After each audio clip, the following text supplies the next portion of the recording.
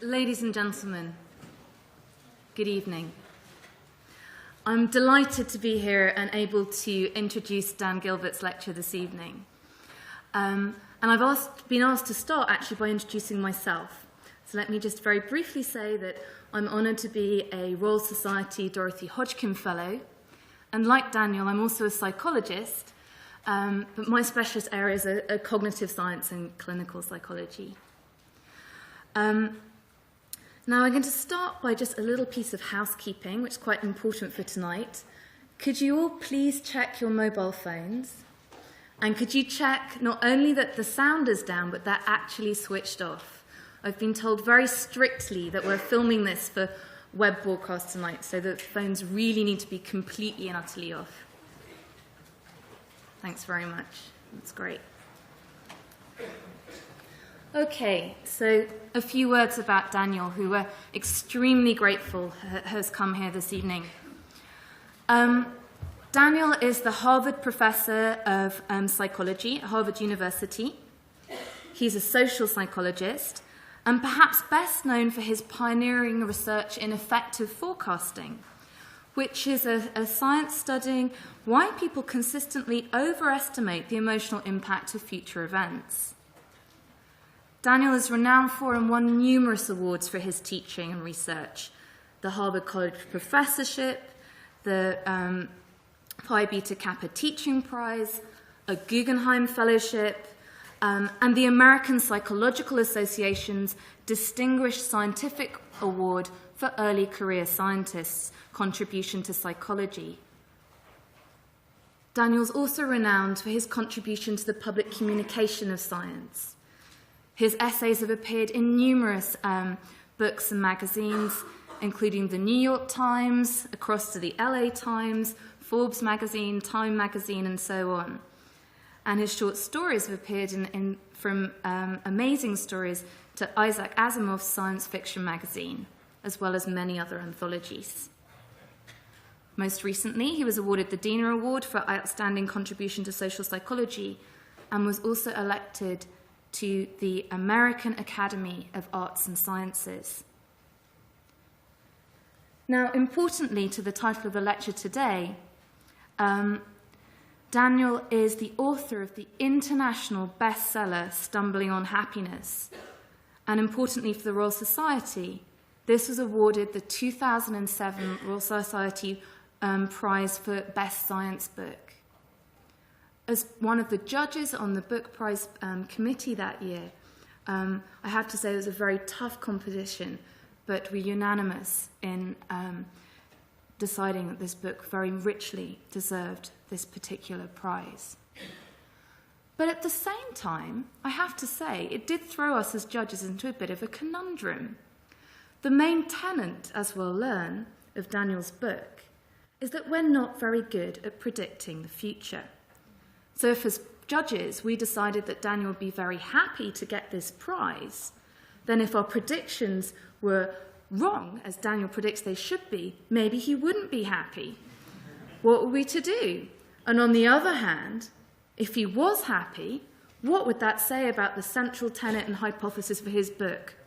So we were thrown into quite a debate here, and a debate and conundrum that I'm very much hoping that Daniel's able to resolve for us today. Ladies and gentlemen, welcome to Daniel Gilbert. Thank you very much for coming.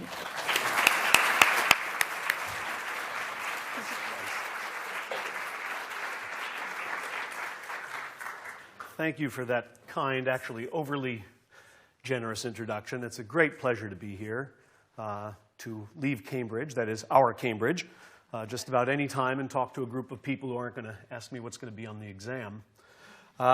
It is a special pleasure to come and speak at the Royal Society, of course. I'm wildly grateful for the prize that they bestowed upon my book. You know, my book is a science book, but it's filled with jokes. And Americans don't think you can be serious and funny at the same time. And, of course, Brits have mastered that. So God bless the Empire. Thank you very much. And delighted to be here in every way. You know, when you write a book that has the word happiness in the title, you are bound to be asked, about every 60 seconds for the rest of your life, what's the secret of happiness? And it's actually an odd question, a bit of an odd phrase in English, the secret of happiness, as though happiness were some sort of secret. But what makes it such an odd phrase is that for most of human history, happiness wasn't a secret at all. You know, most of human history, as Hobbes said, was, life was nasty, short, and brutish. People got up in the morning and they just basically tried not to die. They worried, it was rare that your children were going to live to adulthood. A day of labor was very long, health was poor, life was short, and the secret of happiness wasn't much of a secret. It's something that happens to you when you get what you want, and that never happens in this lifetime. Now, something very odd has changed in the blink of an eye, at least in evolutionary terms, the blink of an eye. We've had a couple of revolutions. Well, 3 exactly. We've had an agricultural, then an industrial, and then a technological revolution. And suddenly, large masses of human beings on this planet have everything they want. Well, at least everything they could reasonably want. And guess what? They aren't all happy. So the theory that says happiness is what happens to us when we get what we want obviously is defective. Somehow we can be unhappy when we get exactly what we're aiming for. What does that mean? It obviously means that we must be aiming for the wrong things. Now, how could we possibly know what we should aim for? Well, it turns out that 2 Frenchmen with very bad haircuts about 300 years ago gave us the answer. In a sense, this is the secret of happiness. Pascal and Fermat, in their correspondence, asked each other a question, and the question was this: how could I know what the right thing is to do in any possible situation? And they discussed it for a while, and they came up with this particular formula. Now, if this looks like Greek to you, it's in fact Greek, and that's why, but there's a very simple English translation. Essentially, what these 2 geniuses were telling us was that the wisdom of any action we can take, any decision we could make at any point of time, is a function of 2 things, exactly 2 things, only 2 things. And if you can estimate them correctly, you'll always know the proper course of action. That is, you'll always know what to aim for to bring yourself the greatest happiness. What are the 2 things? You just have to know the odds that your action will lead you where you want to go, and you just have to know the value of getting there. If you know whether your actions will pay off, and you know how much you'll like the payoff should it come your way, you'll always know which of the myriad things you might do, you should do. Now, if that intuition escapes you in the formula, you probably already have it in terms of betting. So if you were to go out with me after this talk and we were to sit at a pub and play a little friendly game where I flipped a coin, and when it comes up heads, I give you $10, but I charge you $4 to play each time. Should you take my bet? By the way, I should mention that all my examples, of course, are in US dollars, but the conversion from pounds to dollars is easy. You take pounds, divide by 2, multiply by 0, and then you have dollars. So should you pay me to play this game? Well, you know, this little equation tells you what you should do. You have a 0.5 chance of getting heads on a coin flip. You know that. You know that the value of what you'll get if it comes up heads is $10. 0.5 times $10 is $5. Why, that's more than the $4 I've required of you to play this game. This is what statisticians technically call a damn fine bet. And you should take it every time it's offered. If you could be offered this bet often enough, you could quit your day job and just take this bet for a living. It'll pay off in the end. Now, obvious, if things were this simple, there wouldn't be a city in the middle of Nevada called Las Vegas, right? If everybody said, oh yes, that's very simple, I understand how I compute expected utility by multiplying these 2 things together. Obviously, it's not the case. And what I want to talk to you about today are the 2 kinds of mistakes people make. Not when they're worrying about coin flips, because they're rather good at that, but when they're trying to apply this logic in their everyday life. Trying to figure out, will I get what I want, and will I be happy if I get it? Errors in odds and errors in value. Let me start by just talking just briefly about errors in odds. Now, everybody knows how you're supposed to calculate odds. We know that the odds of pulling the ace of spades from the deck is 1 in 52. Rolling a 2 when you roll die, it's 1 in 6. The coin flip is 1 in 2. Everybody knows how you ought to calculate odds. But the only time we ever calculate odds this way is when we're dealing with coin flips. How we should calculate odds isn't how we actually do it. How do we actually calculate odds? Well, you already know this too, because if you're like me, you have some sort of, I don't know, some sort of metaphysical property, maybe bad karma, something you've done in a former life that causes you always, irrevocably, to get in the slowest line at the grocery store when you shop. This may, if you're not the shopper in the family, then this probably happens when you're on the highway and you're trying to decide which lane to be in, right? I mean, you push your cart up to the front where the checkers are, and you make a careful survey of which lane is the best, and you get in it. And inevitably, when you get in that lane, suddenly that lane starts to slow down, right? And all the lanes next to you start to speed up really, really fast. And suddenly people who weren't even in line when you got in line are now out putting the groceries in their car while you're sitting there, you know, studying the batteries and the livid newspapers and wondering why you're stuck behind, you know, a grandmother who's, I don't know, arguing with the clerk about the existential meaning of the phrase expiration date on the coupon. And your spouse is at home because there's a party that you're bringing the supplies for, and she is greeting the guests, and there's no beer, and there's no crackers. Why does it seem that this happens to us all the time? You know, of course, it can't possibly. There's no chance that all of us get in the slowest line. Otherwise, the fastest lines would have no people in them. Do you know anybody who says, oh, that's funny, to counterbalance your tendency to get in the slowest line, I get in the fastest one? No one on earth in the history of the world has ever thought that they tend to speed lines up. No, no, no, we all slow them down. It's not possible, is it? Of course you don't get in slow lines more often than average, but they have a special property, which is they are especially memorable, right? In fact, your spouse is going to make sure that this occasion is especially memorable when you finally show up at home with the needed party supplies, and she explains, the guests have been here for 30 minutes, where have you been? And you try to talk about this is going to be something you remember the next day, the next week, and the next month. What you won't remember easily are the normal line-moving experiences, right? You never come home and say, gee, dear, I had the most normal line-moving experience today. I want to tell you about it. Right? I mean, if you talk like this, you probably don't have someone at home waiting to talk to you. This basically cuts off the possibility of normal human relations. So these kinds of experiences are rare, but wildly memorable. Now, this is the key. The way people calculate odds isn't by dividing one thing by the other. It's by asking, how easily can I remember this happening or imagine this happening? When things come to mind very quickly, very easily, we assume that they're actually quite likely and quite probable.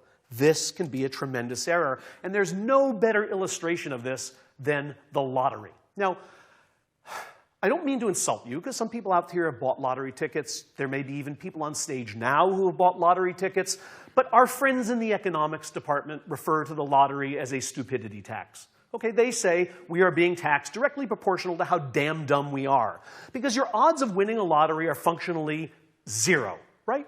I mean, if you take the dollar and buy a lottery ticket, or take the dollar and flush it down the toilet, your odds are essentially the same of having you flush it down the toilet and stand back and wait for millions to come up. That's essentially the same as going out to the store, buying a lottery ticket, scratching, and going, oh, not this time. All right. Now, is there any chance, do you think, if you actually flushed a dollar down the toilet and millions didn't come up, that you'd ever flush it down again? Of course not. You say, well, this isn't a very good trick.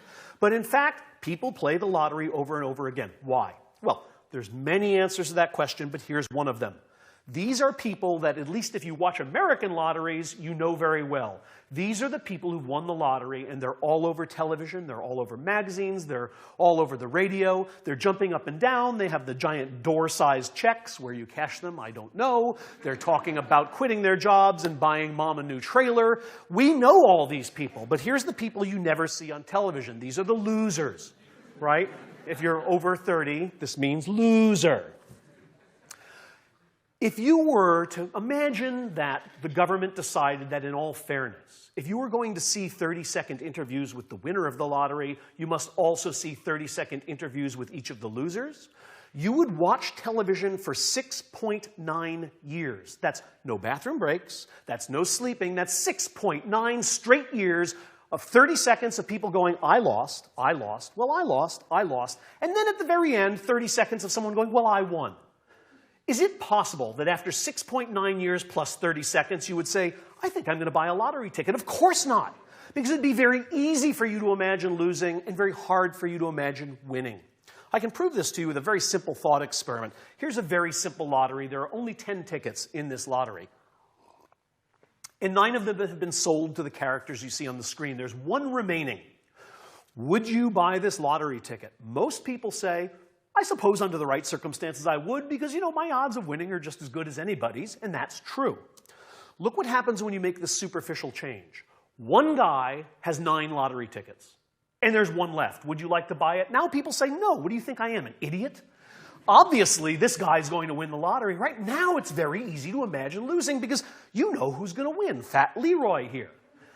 Okay, you don't have to know much math to know it really doesn't matter who owns the other tickets. Your odds of winning are the same. And yet, somehow, because we're human beings, it seems like we have a pretty good chance in one case and a pretty poor chance in the other. In one case, we say, my odds are as good as anybody's. Yes, you all have no chance of winning. Your odds are just as good as anyone's. In the second case, it's very clear who will win. Now, I told you that there are 2 things you have to be able to calculate. One is the odds that you'll get what you want, and the second is the value of getting what you want. And you probably thought, well, it's hard to know in life whether you're going to get what you want.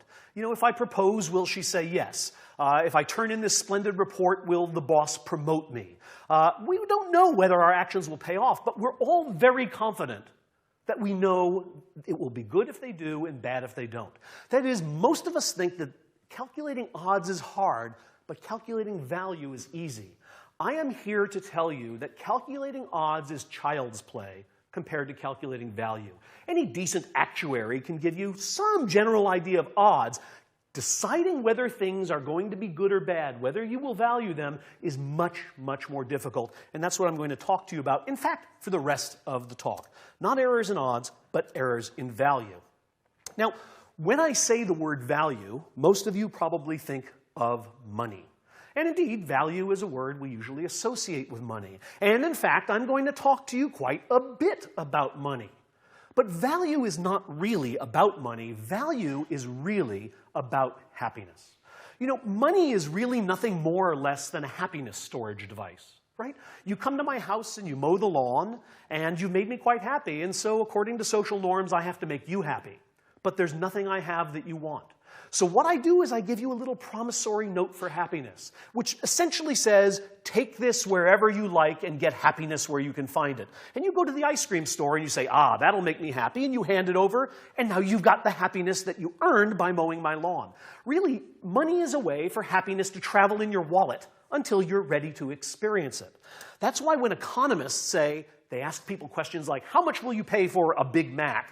And psychologists ask people questions like, how much will you enjoy a Big Mac if you get one? They're really asking essentially the same question. How much you'll pay for something and how much you think you'll enjoy it are 2 ways of asking essentially the same question. So with that in mind, let me start with a very simple question. Is this cup of coffee worth $1.89? This is a grande from Starbucks. The possibilities are yes, no, and it depends. Well, anybody who's listening to a psychologist talk knows it can't be yes or no. It must be it depends. And it is it depends. But do you know what it depends on?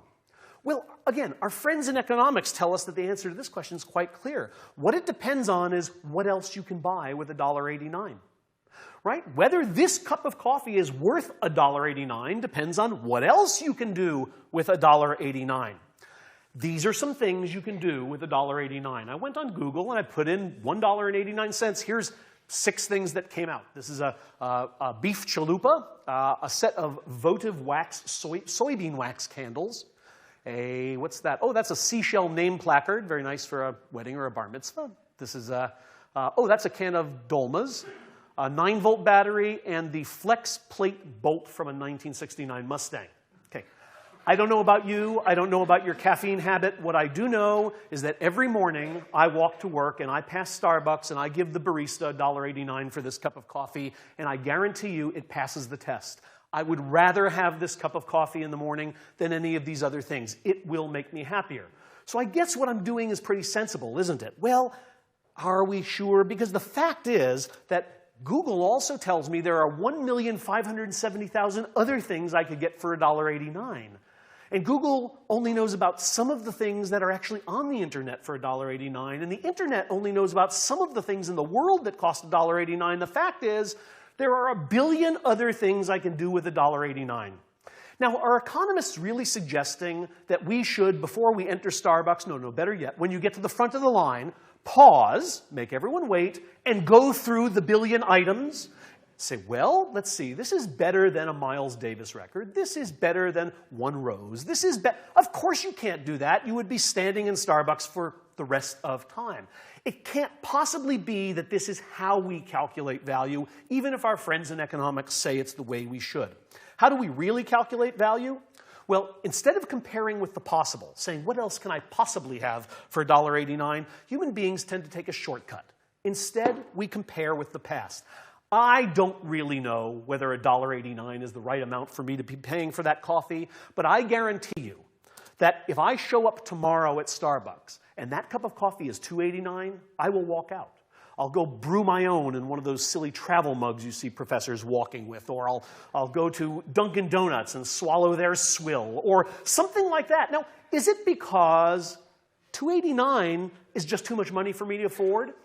I'm a professor, I'm not rich, but I can afford $2.89 for coffee if I really want it. No, it's because the price has gone up. It will seem too high to me because it's more than it used to be. Not because there's something else I can do with that money, but because there was something else I could do with less money earlier.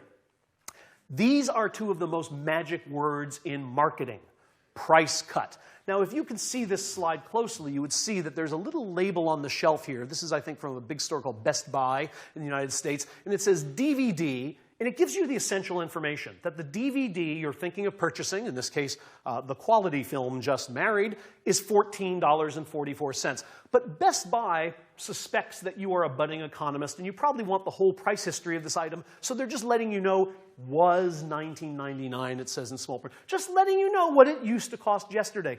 Why? Because they know that your brain is uniquely responsive, not to $14.44. Is that the right amount to pay for a DVD? I don't know, $4? $40? I have no idea what DVDs ought to cost, but I sure know that it's $5 or $5.55 cheaper than it was yesterday, so I'll take two.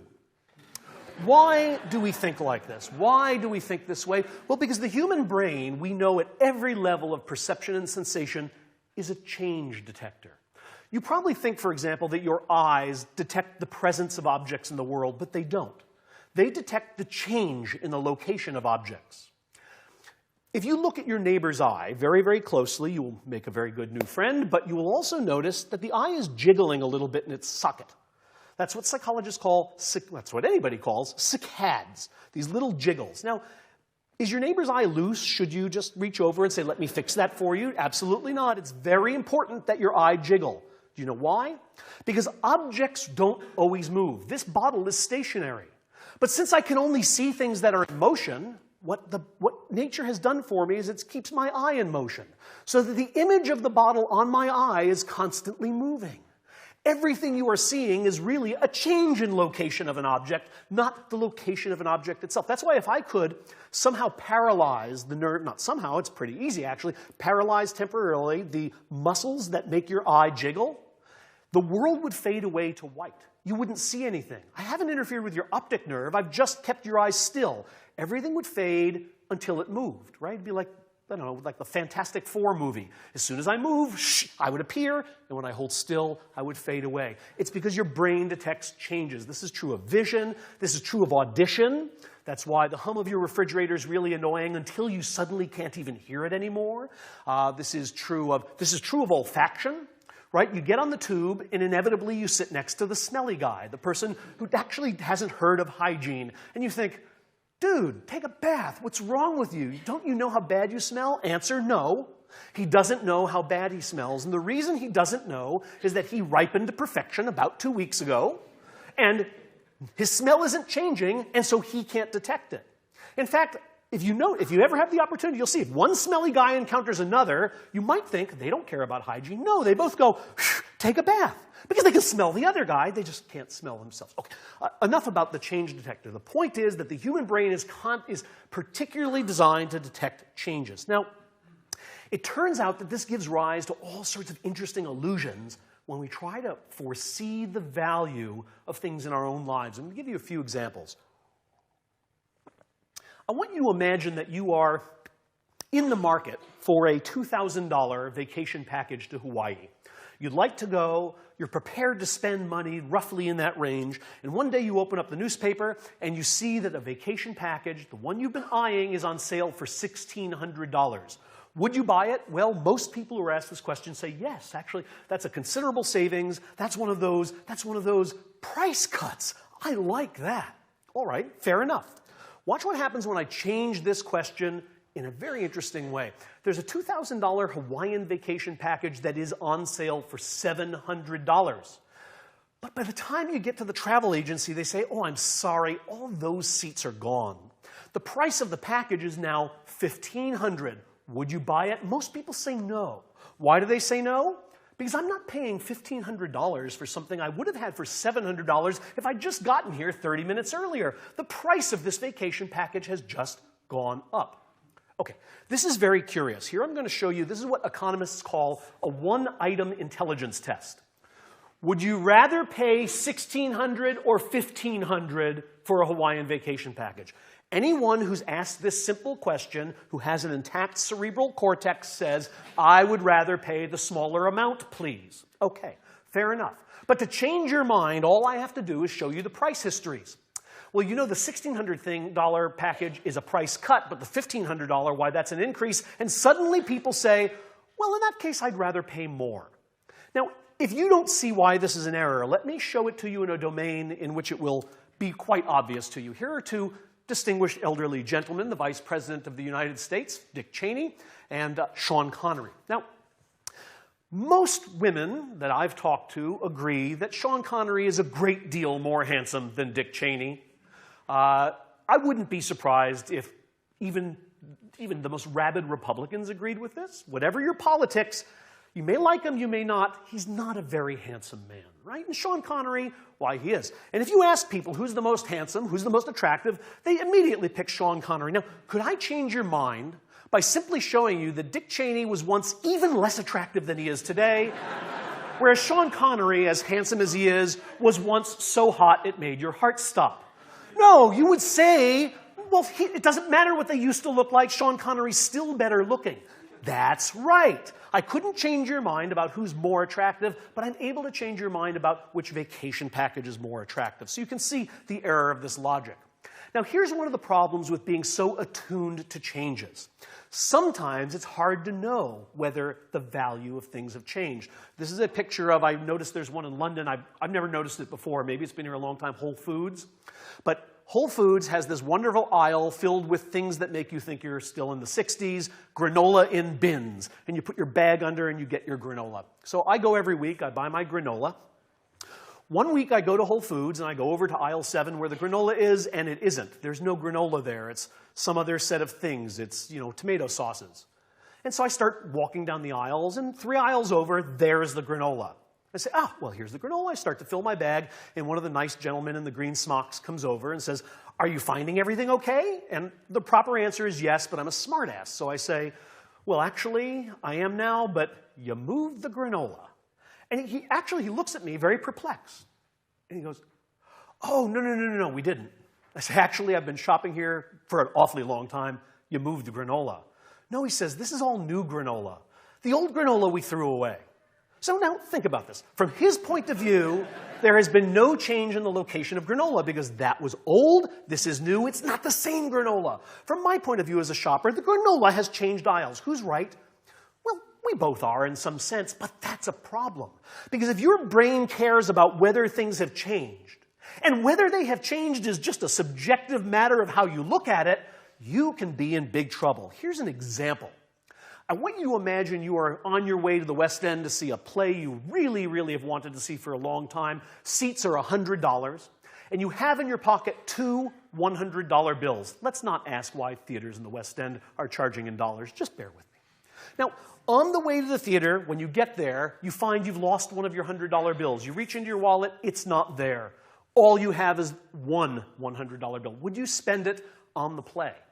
Most people who are asked this question say, well, yes, I mean, I've had a bit of bad luck on the way to the play, but that wouldn't stop me from seeing some theater I really, really wanted to see. After all, I've got the purchase price here in my pocket. Look what happens when we change this problem just a little bit. You're on your way to the theater, and you have in your pocket a $100 bill and a $100 theater ticket. And when you get there, you realize the smelly guy on the tube has gotten your theater ticket. You don't have it anymore. Would you spend this $100 to get a new ticket? Most people say no. In fact, they say hell no. And why? Because I'm not going to spend, you know the logic, I'm not spending $200 to see a $100 play. Now, does this make any sense? Look, here's the logic. In both cases, you start with green paper in your wallet. Each piece of paper is worth $100. In one case, you change a green piece of paper to a red piece of paper worth $100. In both cases, you drop a piece of paper worth $100. But in one case, you go to see the play, and in the other case, you leave. Why? Because when you lose the theater ticket, you're convinced that the granola has changed location, right? It used to be $100, and now it's $200. I detect a price increase. When you lose a $100 bill, you say, well, bad luck for me, but the price of the play hasn't changed. The trouble with judging value by change is that whether something has or has not changed is often quite subjective. So these are some of the errors that people make when they compare it with the past, when they worry about whether the value of something has changed over time. And you might think, well, then all we have to do is not compare with the past. We'll just do that thing that Professor Gilbert told us early on, which is stop and think, what can I buy for $1.89? I want to show you why, even if you were to try to do exactly what economists say is the most logical thing to do, and even if there weren't a billion things worth $1.89, you would still make some fundamental errors in judging the value of things you're thinking of buying or things you're thinking of doing. Let me start with a very simple demonstration of an illusion. This is what psychologists call the simultaneous contrast illusion. You can see that this is a gray bar that's equally gray on both sides, but all I have to do is put behind it a variegated background. And suddenly one side of that bar looks dark and one side looks light. Why? Well, you all know it's because in one case you're comparing the bar to a light background, which by contrast makes it look dark, and on the other side you're comparing it to a dark background, which by contrast makes it look light. It turns out that this principle of contrast is not just true for your visual system, it's also true for the system that makes judgments of value. So, for example, here are two gentlemen, now a bit older than in these pictures, who ran for president of the United States in 1992. We now have, as a matter of course, highly partisan elections, but this was almost the election that started the partisan elections in the U.S. This is what separated the blue and the red states, the Republicans and the Democrats. This was a very bitterly fought election, and one of the things we know is that the people who voted for Bill Clinton hated George Bush Sr. They didn't just vote against him, they couldn't stand him. And the people who voted for George Bush Sr. couldn't stand Bill Clinton. Now, something very interesting has happened in Americans' opinions of these two gentlemen, and it's not only because some time has gone by. They've softened quite a bit. Republicans, in general, say Bill Clinton, well, he wasn't the man I voted for, but he wasn't a terrible president. Democrats say, well, George Bush, he wasn't the man I voted for, but he wasn't a terrible president. Why have these partisans softened? Well, one reason is that in 1992, we were comparing George Bush to Bill Clinton, but now liberals, Democrats, are comparing him to his son. And when you compare him to his son, you find yourself thinking, is there some way we could get Dad back? Okay? Similarly, and I don't mean to insult anyone's, I'll insult everyone's politics, it's precisely the same for those who voted for George Bush. That is, they were comparing him to Bill Clinton, but now they compare Bill Clinton to his wife. And so conservatives say, Republicans say, gosh, is there any way we could get Bill back? Because he's so much better than Hillary. So here's the point. The point is that the value of Bill Clinton and George Bush Sr. changes depending on who you compare them with.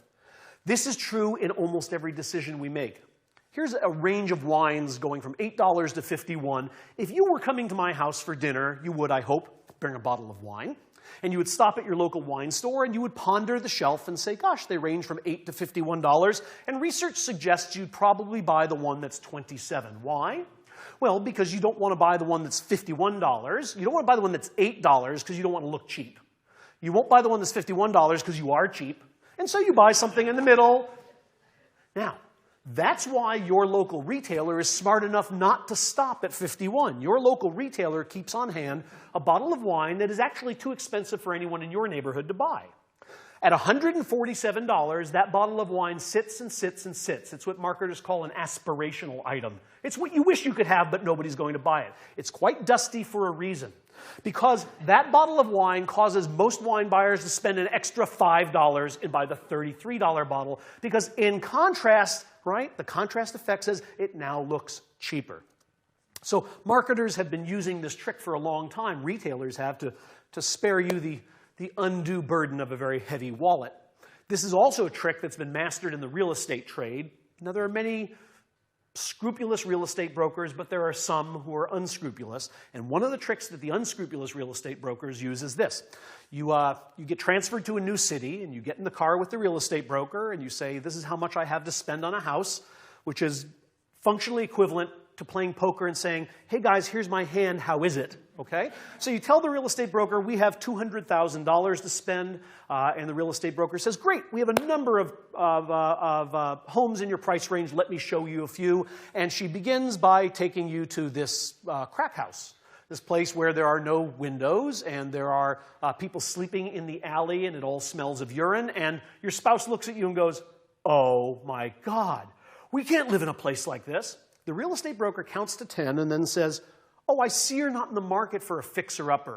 You really would like something that you don't have to do any work on. Don't worry, don't panic. I see this isn't your house. Let me show you other things we have in your price range. And then she drives you to a very normal middle-class home. And rather than saying, this is a normal middle-class home, you fall to your knees and go, oh my God, we love this. It's everything we want. It's got doors and windows. There's no needles on the lawn. It's fantastic. Nobody's sleeping anywhere in the driveway. We'll take it. Because by the principle of contrast, this looks lovely. Now, here's the question. What's the problem? I mean, in America, we actually have a phrase called comparison shopping, and it's what we say smart consumers do. They compare one thing to the other. Indeed, you ought to compare one thing to the other, but here's the problem it gets you into. When we shop by comparison, we encounter something called the problem of changing contrasts. I'm going to illustrate it for you with a very simple experiment from my lab. I wouldn't be a good scientist if I didn't come and marinate you in just a little unpublished data. This is the easiest experiment any Harvard student's ever been paid $10 to take part in. Here's what you do. You come to our lab, and you sit down in the lab room, and you sit in front of a tray of potato chips, crisps. And you are asked two questions. First, how much do you think you'll like them when you put them in your mouth? Second, put them in your mouth. How much do you like them? Two very simple questions. The students make ratings. They rate how much they think they'll enjoy them, and then how much they actually enjoy them, and then they go home. That's all there is to the experiment, except there's one thing we don't tell them. Some of them are in room A, and some of them are in room B. Room A is what we call the chocolate room. Okay? In room A, off to the side, there are some treats. Chocolates, various kinds. Those are Godiva chocolates. There's a Kit Kat bar. I think there's a Snickers bar. By the way, I should say, we do, because I know you're not a college-aged audience, but you may remember, or you may know, college-age students think chocolate is ambrosia. There's nothing better than chocolate, right? This is the best thing you can put in your mouth without asking permission. Now, so they're sitting and making the potato judgments in a room in which there just happens to be some chocolate. Other students are doing the same judgments in a room where there are a variety of tinned meats. There's sockeye salmon. That's actually, the yellow can is canned haggis. Yes, you can buy haggis in a can if you ever don't have fresh sheep intestine. You can get it in a can. Spam and other things that college students tell us are horrible and they don't like them. Okay. So some people are judging potato chips in a room where there's a better food, and some are judging potato chips in a room where there's a worse food. How do these other foods affect their judgments? Well, they affect their predictions remarkably. If you are making predictions of how much you like potato chips in the presence of Spam, you say, I'll love it. And if you're making those predictions in the presence of chocolate, you say, I'll like it, it'll be okay. The problem with comparing in this instance is that once you put the potato chips in your mouth, it doesn't make a damn bit of difference what's on the other side of the table, right? Once you have a mouthful of crackly, crunchy, greasy, salty, fried potatoes, it doesn't matter what's on the table in front of you. They taste good, they taste not so good, but you don't compare the taste any longer to the thing that's at the end of the table. This is the problem with comparison shopping for the house, right? You compared the house to the crack house, and you said, oh, it's so much better than that dump we saw earlier. Fine. The problem is that once you buy it, you will not get up every morning for the next 20 years and go, what a not a crack house this is. What a great not a crack house. Once again, no one's sleeping on my lawn. You'll stop making the comparison you made earlier, and therefore the value of living in that house will not be what you expected. The comparisons we make when we're choosing, it turns out, are not the same comparisons we make once we've chosen, and that is the problem of changing contrasts. It bedevils our decisions from social to economic. I mean, here's an example. I love Paris. I suspect many of you love Paris. I suspect many of you speak excellent French. I don't. It's very poor. And when I go to Paris, my wife and I, we go to Paris, and what we find is that when we try to order in French, the waiter hates us. And when we don't order in French, the waiter hates us. And in fact, really the only thing we can do to make the waiter happy is leave. Now, that's all right the first day and the third day and the fifth day, and by the seventh day in Paris, maybe you don't have this experience, we start feeling bereft. We're just so tired of having every question answered with, oh, you've been there. Okay, yes. So here's what happens. Somewhere around day 7, you're going to the Louvre, and you see somebody standing there who has a T-shirt from your hometown. So in my case, it might be a Harvard T-shirt. You go, look, those people are from our hometown. And so you bravely go up to them and you say, hi, we're Dan and Mary Lynn, and we're from Cambridge. Are you from Cambridge? Yes, we're from Cambridge. What are the odds we'd both be here? Which turns out are extremely high, that you would both be there. But wow, that's really cool. Have you been having a good time? Well, we've been. So you meet Walter and Polly, and you decide you're going to travel through Paris with them for the next week. And you do. And it's great. Because you've got these companions now who you can make fun of the waiter with, and it doesn't matter that he's snooty to you. You're snooty back to him. You have a marvelous time. And then you make the critical error, don't you? Yes, you exchange phone numbers on the last day, and you say, oh, when we get back to Cambridge, we should meet up. Wrong, bad. This is exactly the problem of changing contrast, because you'll get back home, you'll invite Walter and Polly to your house, they will come over, and you will find out that compared to the waiter at Le Grand Colbert, they are extremely warm and nice and funny, and compared to all your regular friends, they are stupid and dull and boring, and you don't want to know them, but you're stuck with them. Because the comparison you made in Paris isn't the comparison you're going to be making at home. This bedevils economic decision-making in the same way. I know this is you or someone you know. Someone you know doesn't even know how much money they've got saved for retirement, but they will clip coupons for half-off toothpaste. Okay, here's why. If you were in the market for, say, a $200 car radio, and you found that by driving for 15 minutes away from your house, you could get it for $100, would you do it? Most people ask this question and say, absolutely. A cut from 200 to 100, why, that's a savings of 50%. Fair enough. But if you were in the market for a radio with a car wrapped around it, right? A $31,000 car, but by driving for 15 minutes to a different car dealer, you could save $100. Would you do it? People say, are you crazy? I'm going to drive 15 minutes to save $100 on a car? Is that logical? Well, it's only logical if you believe that at night, when the banks are closed, the dollar bills talk to each other. They tell tales of where they came from and what they were saved on. And those who were saved on radios, they have very high self-esteem because people will drive far for them. Those saved on cars, well, nobody loves me, nobody will drive for me. This is ridiculous, of course. $100 is worth $100, and it doesn't matter what you saved it on. Dollar bills don't come with a history. The problem is that when you make the decision about whether to drive, you're comparing the amount of the purchase to its previous price. You're asking, what percentage off is it? Why is that a silly standard to use? Because when you go to spend $100, you're not going to be using the same standard. You don't go to the grocery and you hand over your money and the guy says, excuse me, sir, this bill seems to have been saved on a car. Do you have one that was saved on a radio? They don't care, right? They don't care. It's not the same comparison. The problem of changing comparisons bedevils you once again. So what I've been talking to you about so far is the problem of errors and odds and the problem of errors in value. And errors in value are quite vexing. They're quite vexing for anyone to sit in front of a crystal ball and figure out how much will I like it? Will I like it a lot? Will I like it a little? Luckily, we are not alone. We're all social mammals, right? We're members of societies that are filled with a whole legion of dear abbeys or agony ants, right? Bartenders, taxi drivers, grandmothers, rabbis, priests, people who will tell you where happiness is to be found. You don't have to calculate value. Someone will calculate it for you, and they will pass on their cultural wisdom and tell you precisely what it takes to be happy. But it turns out that some of the wisdom that we are passed by our cultures is right, and some of it is wrong. And I just want to close by talking to you about 3 pieces of wisdom and talk to you about whether they're right or wrong by the lights of modern science. Now, this is my mom. And if she was anything like your mom, I suspect she gave you lots of advice about the things that you needed to do in life to make yourself happy. My mom had lots of advice, but her 3 big ones were basically this.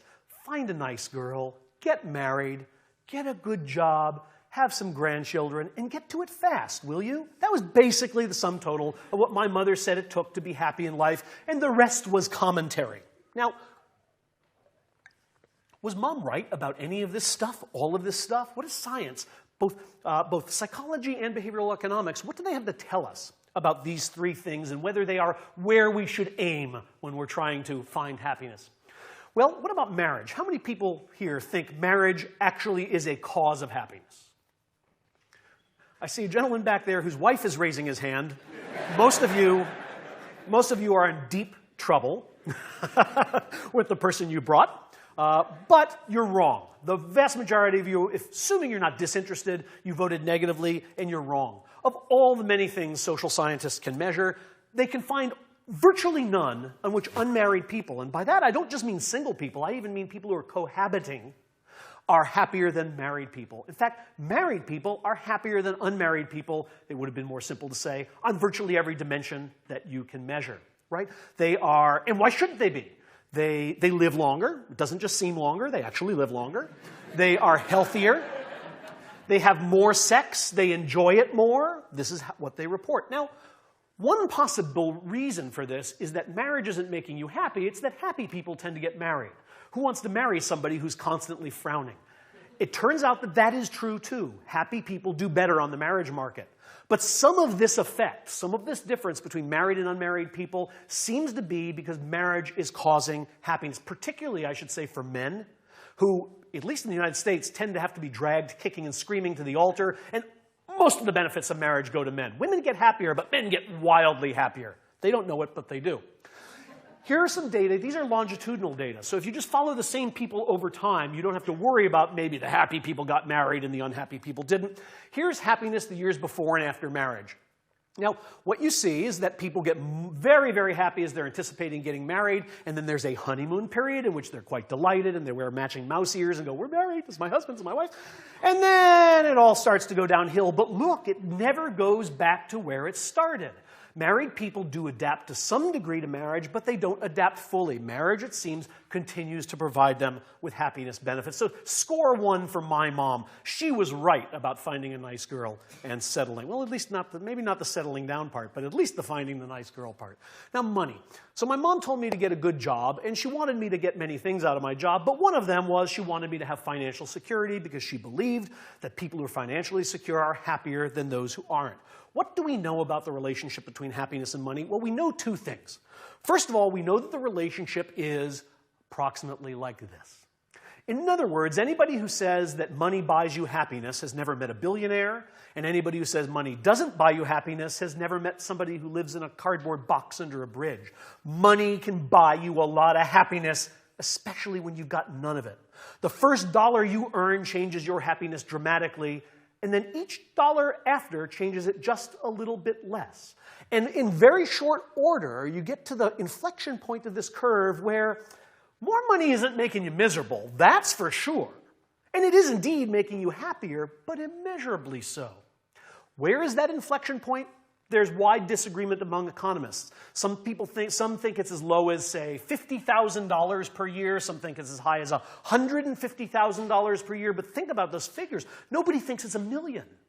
In other words, if you're earning about $150,000 per year, US dollars, you're probably getting about as much happiness out of money as you're going to get. To get a noticeable bump In happiness, you need not to double your salary, you need to add $5 million to it. And that's pretty unlikely in most of the jobs we hold.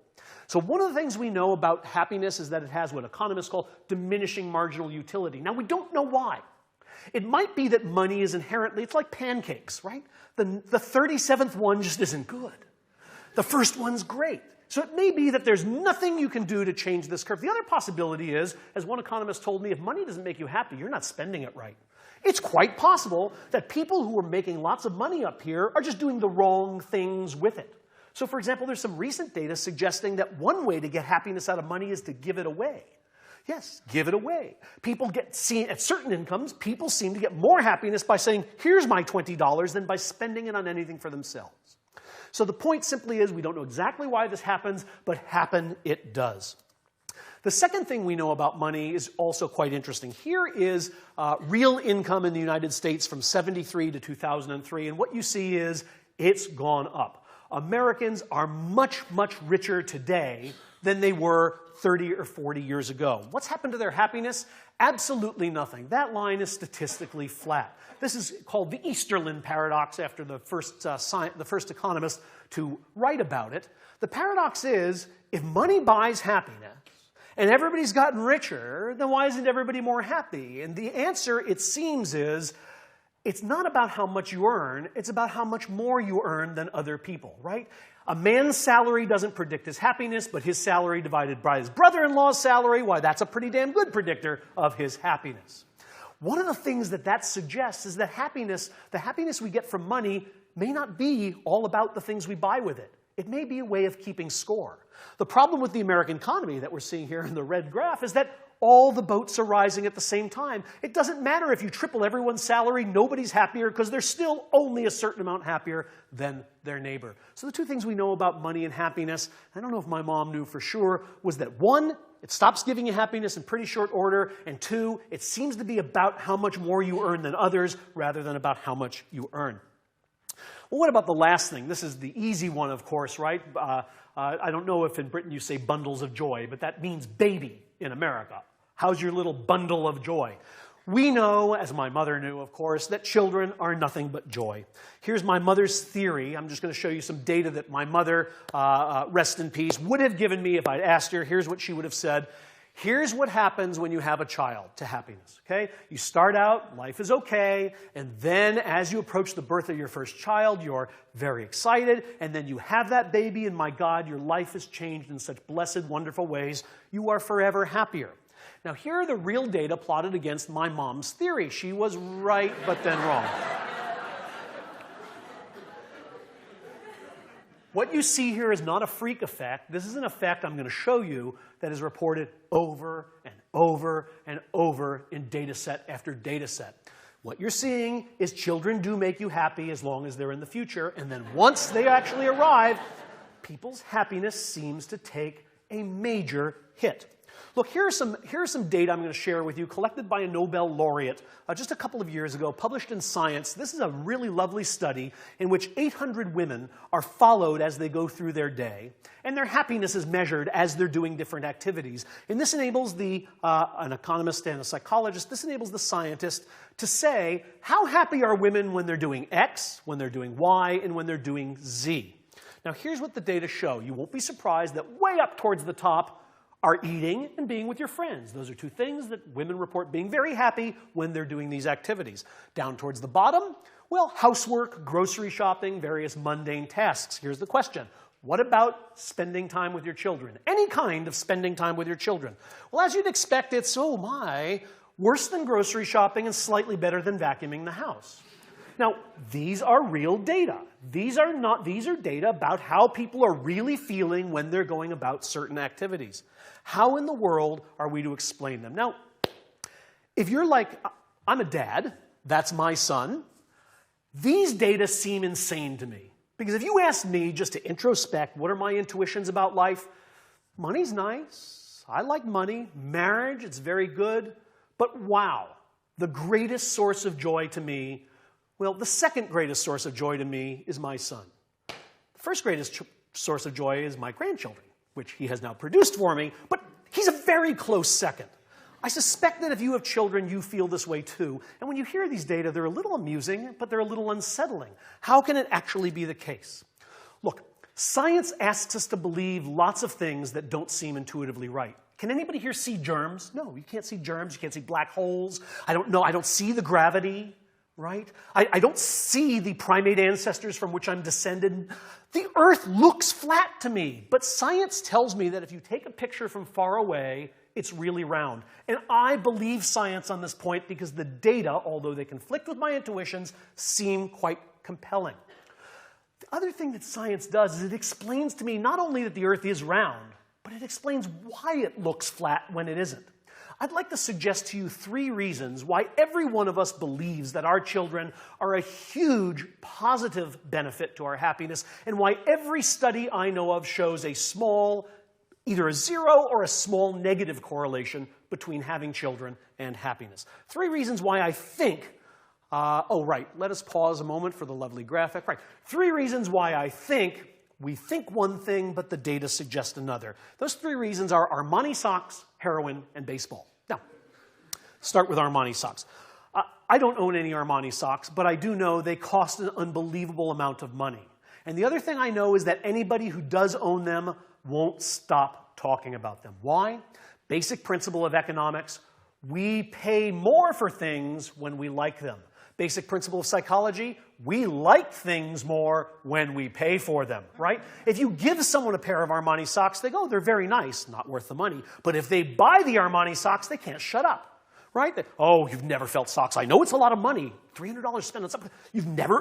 It's like walking on a cloud. You've got to try the Armani socks. They won't leave you alone about the Armani socks. Well, what does this sound like? Yes, it sounds like children. Children are something for which we give our souls, our time, our blood, our sweat, and our tears.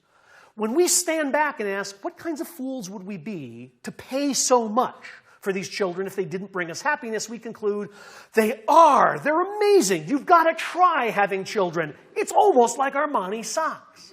So one of the reasons we're convinced that children are a great source of happiness is because we paid a lot for them. The second reason is heroin. Now, heroin's a funny thing, because everybody thinks, oh, heroin is a source of human misery. Well, actually, heroin's a source of human ecstasy. And if you've ever been in the emergency room and had some opiates put in your vein, you know this is basically like nonstop orgasm. This is great. It feels wonderful. That's why people take it, right? They take it because it's great, not because it's awful. What heroin does that's awful isn't that it makes you feel bad. It's that it makes you feel so good that it crowds out every other form of happiness, right? Heroin addicts stop bathing, they stop eating, they stop caring for their health, they quit their families, they quit their jobs, they just sit in an alley and put heroin in their veins because it's the only amazing thing in their repertoire. What does this sound like? Yes, it sounds like children, doesn't it? Children are amazing. So amazing that they basically crowd out every other form of pleasure you ever had before you had children, right? You have this wonderful bundle of joy, but you don't go to the theater, you don't make love anymore, you don't stop and cook. All the things that especially young parents don't do are things that used to bring them happiness. So when parents tell me, you don't know what you're talking about, my child is my greatest source of joy, I say, yes, when you have one, it's your greatest. Of course he's your greatest source of joy. But what else do you do during your day that brings you any pleasure? And the answer is usually, well, not quite so much anymore. Look, here's some really interesting data. These are data on, I already showed you that marriage is a big boon to happiness. These are data on marital satisfaction over the lifespan. Is it the case that we get married and things just get better? Well, not according to many studies that I put together to summarize in one graph. This is the shape of marital satisfaction. You start out really happy. Of course, that's why you got married, right? I'm really happy. We're really in love. And then it just plummets. It just goes down as you have kids. They're 0 to 5. It's going down, down, down. It starts to plateau, but then they become teenagers, and it goes down again. And then it starts to rise again when? When they leave home, right? When they leave home, empty nest to retirement, retirement to the death of the spouse. These turn out to be years where you become almost as happy as you were when you started. One of the things we're seeing here, I suggest to you, is that the effect of children is, yes, he's my bundle of joy, but it is hurting the relationship that I'm having with a spouse, and that was a great source of joy to me before the children. Now, the last thing I'm going to mention is baseball. I hope some of you at least are baseball fans, because I don't know enough about cricket to give you a cricket example. I want you to imagine that you are watching your favorite team play a very important baseball game, and it's a no-hitter, right? No batter has gotten a hit in the whole game, and you're sitting at the ballpark, and then in the bottom of the ninth inning, the final moments of the game, your team comes up, they hit a ball, it's a home run, and you win the game. I guarantee you that if you're a baseball fan, you will tell me that it was one of the single most wonderful afternoons you ever spent, and you are wrong. Because a no-hitter is like watching badminton. It is boring, boring, boring. Nothing happens for 3 hours. Nothing happens for 3 hours, but then at the end, there's a single transcendent moment. And one of the things we know about human memory is that people remember long episodes of time by their single transcendent moments. Yes, that baseball game was great. No, it wasn't. It was 3 boring hours punctuated by 1 spectacular minute. What does that sound like? Yes, that can sound like an afternoon with a 5-year-old, right? The afternoon is really some combination of no, not yet, not now, I already told you, don't hit your brother, we'll get there eventually. And just when you think, what was I thinking? The 5-year-old looks at you and says, I love you so much, Daddy. Grand slam home run of the heart. A moment that is almost unparalleled for human beings. There's really virtually nothing better. And so you tuck them in bed that night and you say to the spouse, wasn't it a wonderful day with the kids? No, it was a no-hitter. It was a no-hitter punctuated by a single transcendent moment. Now, look, what I have shown you are essentially, I've shown you the view of happiness from outer space, just like this is the view of Earth from the moon. I've shown you what happiness looks like when you measure it carefully and people give you the most honest responses they can, and the data are overwhelming in one direction that conflicts with our intuition. I've tried to explain to you why our intuitions might be misguided.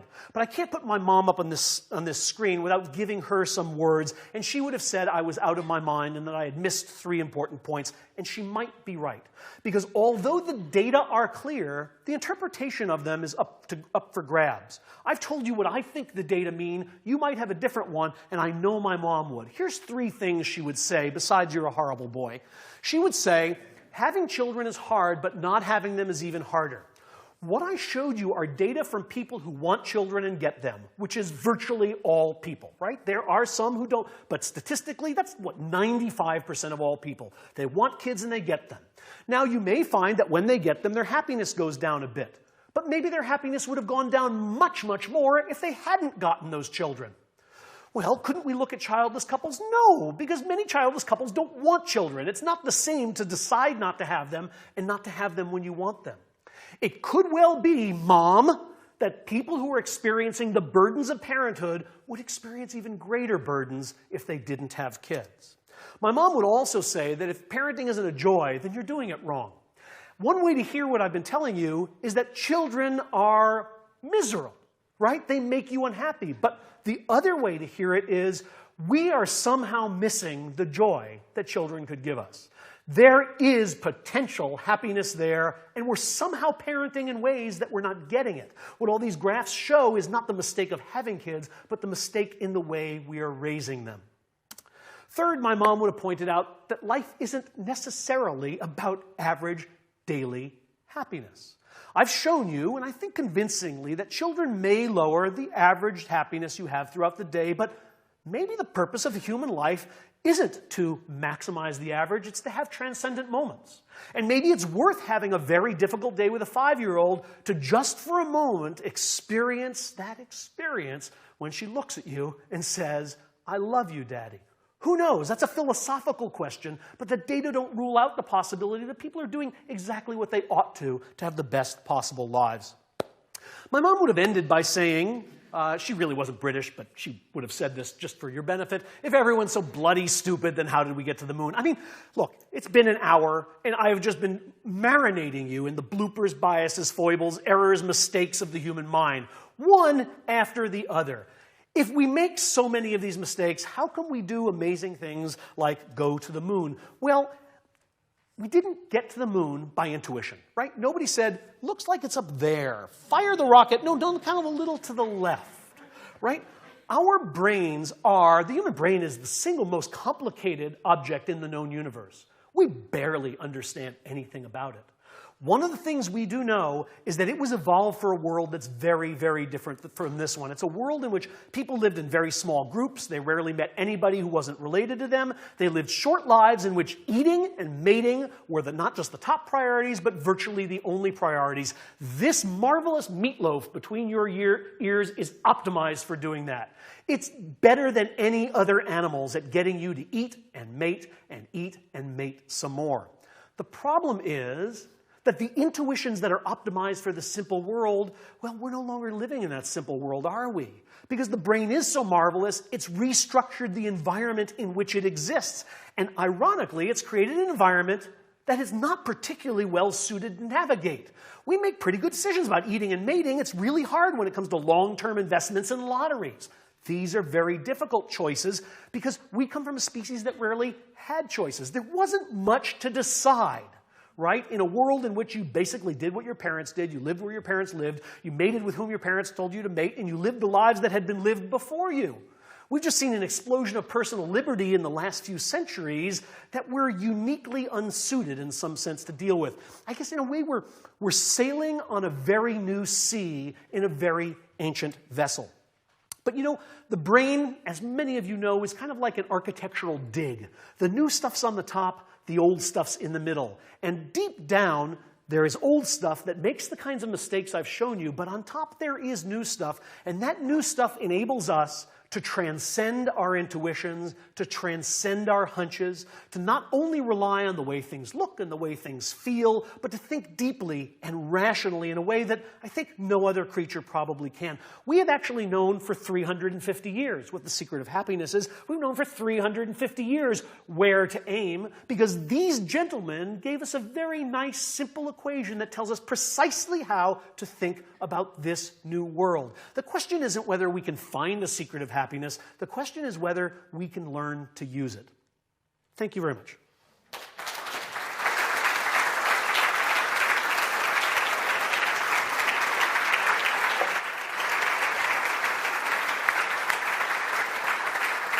you. It's wonderful. My pleasure. Absolutely wonderful.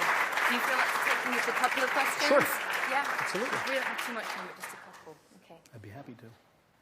Thank you so much, Daniel, for a fantastically interesting and enjoyable lecture. We've got time for just a couple of questions, and I understand there are two people with microphones, one at the back and one at the side. Fantastic.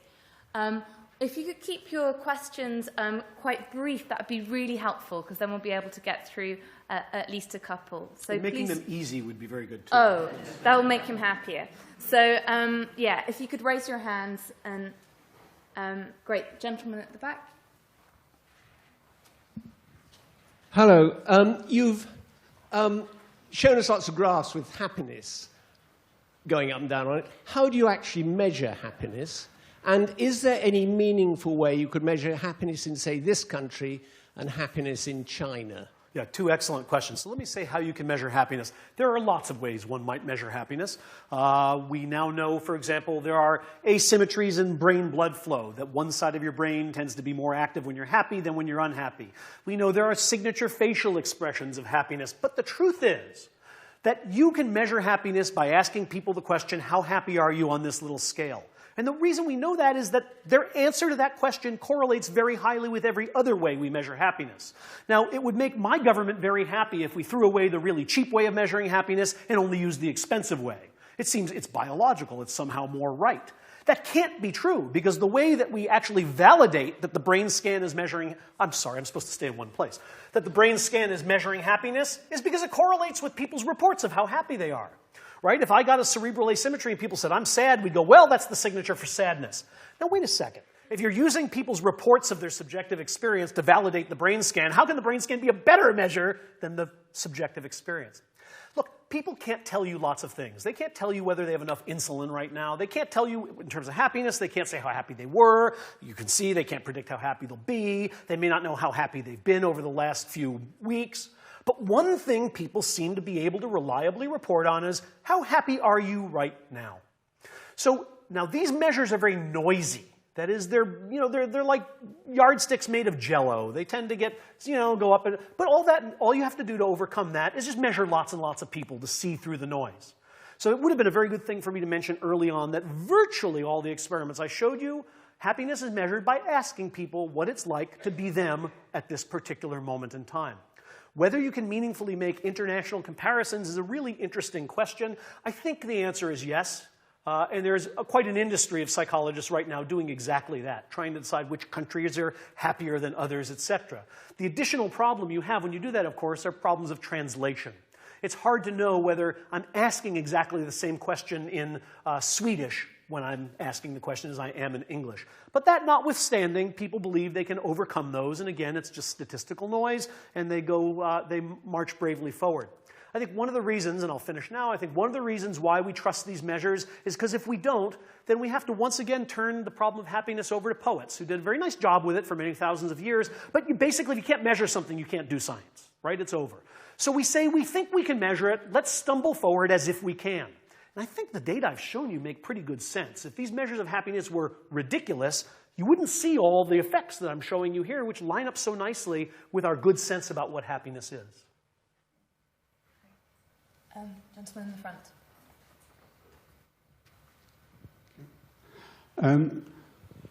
Some might say 400 years ago, the philosopher Erasmus said the secret of happiness is to want to be what you are.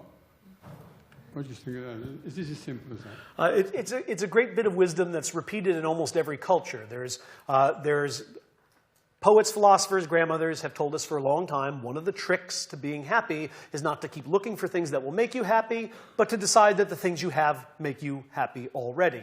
The philosophers Crosby, Stills, Nash, and Young said, if you can't be with the one you love the one you're with. It's basically the same. It's the modern version of Erasmus. There's great truth to that. One of the things we know is that most people are remarkably good at doing this. They're quite good at making lemonade out of lemons. People are much better rationalizers than they themselves recognize, and this is one of the reasons why people believe that negative events, they forecast and predict that negative events will make them extremely unhappy for a very long time. Very few negative events have a discernible impact on people's happiness for more than 3 months. Why are they so wrong? One of the reasons is they don't recognize that they're pretty good at coming to love whatever they have rather than what they don't. So Erasmus was... You can't argue with Erasmus and be right, can you? A question at the front here? Oh. Just a quick one. Is all the stuff you've talked about in your book? And if so, will you give me a discount if I buy 2? Is all the stuff I talked... Yes, everything I talked about here is in about 4 pages of the book. This was a close-up on just a very small section of 1 chapter. So the book is much richer than that. You'll really need 3 copies to absorb it fully.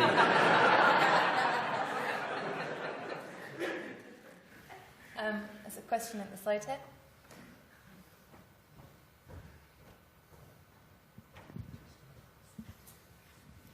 I was just wondering if some of these biases might not actually be biases if you step back and look at the broader pattern. So you were talking about the person, most people wouldn't drive 15 minutes to save $100 on a car, but they would on a radio and certainly for a cup of coffee. But the truth is you only buy a car once every 5 years. So if you're just looking not to spend too much money in your life in general, if you buy a cup of coffee every day, you can't spend $100 extra on it.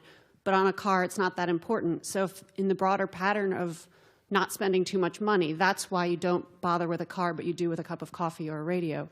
I was wondering if you had any thoughts on that. Well, it's a really interesting point, and it's really worth a lengthy discussion. I think what I hear you saying is that some of these decisions are repeated over and over again. Some of them are one-shot decisions.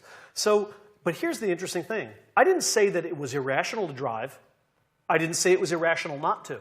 I just said it was irrational not to do it both times or to not do it both times. I think that was an English sentence, but there was a verb missing somewhere. But you get my point.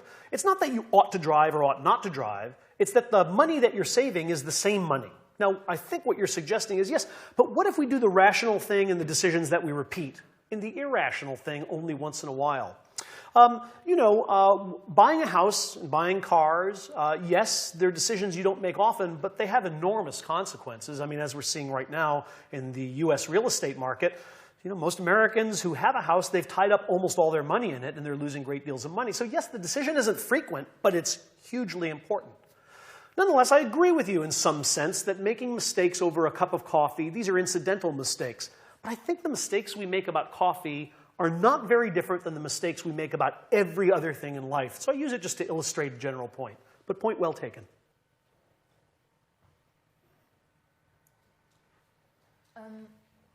Sorry, I couldn't see the lady at the front.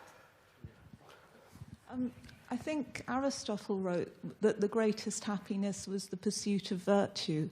I mean, does that mean you decide what is virtue and then you pursue it, and you're continually reinforcing it from your own ideas, or is it a general consensus, and does it make any difference?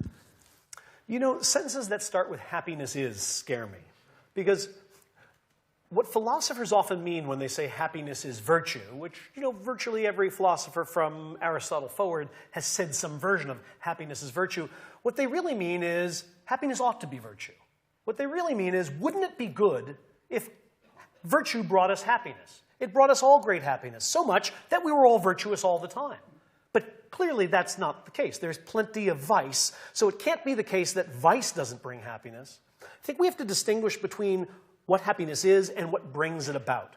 And I think everything I've talked about today, I'm not trying to define happiness. Happiness is whatever people mean when they say, boy, I'm happy.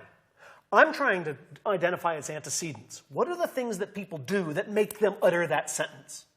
Now, virtue may be one of them. I told you, for example, that donating money makes people say, gee, I'm happy. Great. But heroin makes them say that too.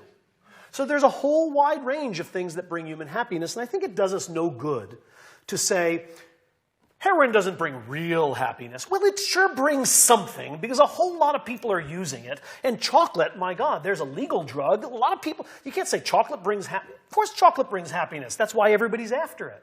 It doesn't do us any good to dismiss the sources of happiness that we don't approve of. Scientists simply say, well, it doesn't matter whether I approve or not. These things make people say I'm happy. My job is now done. And it's the philosopher's job to say, ought they? Time for one last question. This person here.